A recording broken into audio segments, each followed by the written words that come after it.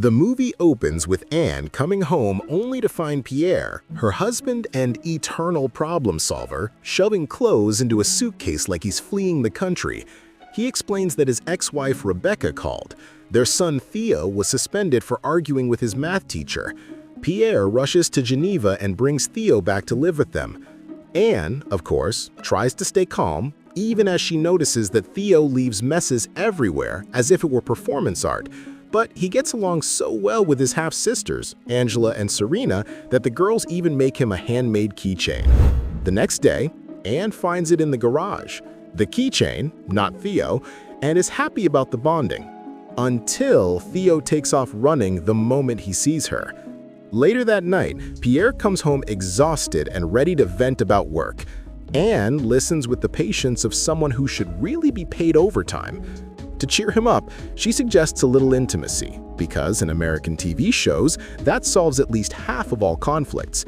In the bedroom, Pierre admits he's insecure about being too old, especially after Theo suggested he only adopted Angela and Serena out of guilt, information any therapist would charge a fortune for. Anne tries to boost his ego, assuring him she finds older men attractive, which is, unsurprisingly, music to his ears.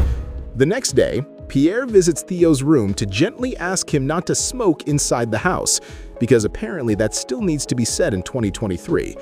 He tries to have a serious conversation about reciprocity and responsibility, but Theo reacts with all the enthusiasm of someone reading terms and conditions. When Pierre asks about his work, the kid dodges like a politician in a debate. Irritated, Pierre calls him a social parasite, which obviously doesn't land well. Soon after, Anne and her friend Mimi come home to find everything turned upside down, as if someone had broken in or desperately searched for Wi-Fi. Anne calls Pierre, and Theo casually appears asking what happened. Mimi compliments him, but Anne notes that he basically treats her like she's invisible, something she's tolerating for now. The next day, she shares good news about a custody case with Sarah and Sarah's father, Mr. Ivar. Later, she notices that the keychain she kept in her bag is now hanging from Theo's pants. The math isn't mathing, so Anne demands an explanation, but the boy stays icy. Anne presses him, Theo doubles down. After arguing, she makes him a deal. She won't tell Pierre if Theo tries to integrate into the family. Miraculously, or something close to it, Theo helps Anne with the girls' swimming gear and even agrees to a spontaneous swim at the river. With charm and a solid dose of audacity, he teases Anne to join them, and somehow it works. The next day, they chat outside. Theo admits he doesn't miss Geneva because, according to him, everyone there was boring, like an annual convention for accountants. Anne says she doesn't really have friends either, and they laugh.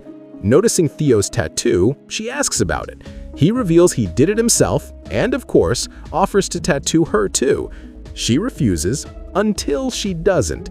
After enough teasing and pressure, she accepts, and the moment becomes something like an alternate universe scene from Call Me By Your Name, only with much worse decisions. One day, Anne overhears Theo with a woman, Amanda, and feels a sharp sting of discomfort. Shortly afterward, they go to a bar together.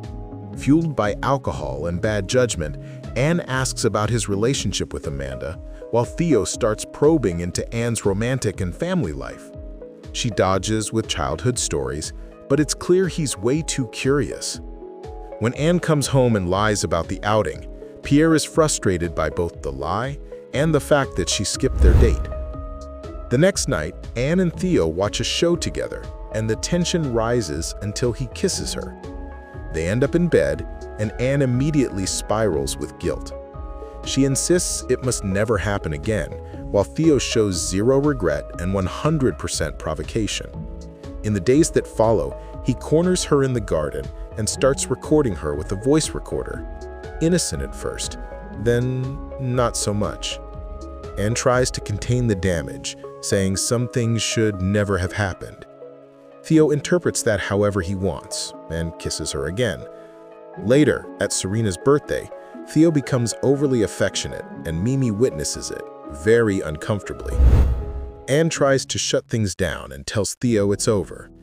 Theo throws a fit, complains, asks for a goodbye kiss, and promises he'll move on super fast. Things get worse when Pierre decides to take a week off to bond with Theo.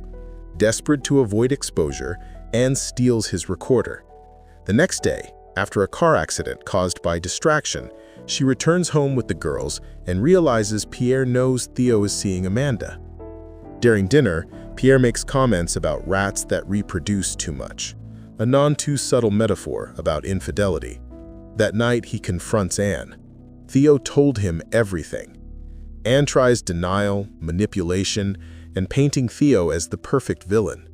Pierre, bewildered, has no idea whom to believe. In the morning, Pierre forces Theo to apologize to Anne. The boy tries to defend himself, but Anne shuts him down with a performance worthy of a courtroom drama. Devastated, he packs his things and says goodbye to his sisters. Later, he shows up at Anne's workplace and threatens to expose her. But she stays cold. She claims nothing is criminal, and he has no proof. Days later, Theo turns up drunk at their house, and after resisting for a grand total of 5 seconds, Anne ends up in bed with him again. Pierre finds her returning to the bedroom and, without suspecting a thing, comforts her. She snuggles into him, relieved, in a finale messier than any school board scandal could ever handle. Director Catherine Breillat returned to filmmaking after a 10-year break, and last summer marks her comeback with exactly the kind of emotional and moral provocation she's famous for. If you were in Pierre's shoes, when would you realize that something is seriously wrong inside your own home? Leave your moment and your thoughts on the film in the comments. Have a great day, and I'll see you in the next video.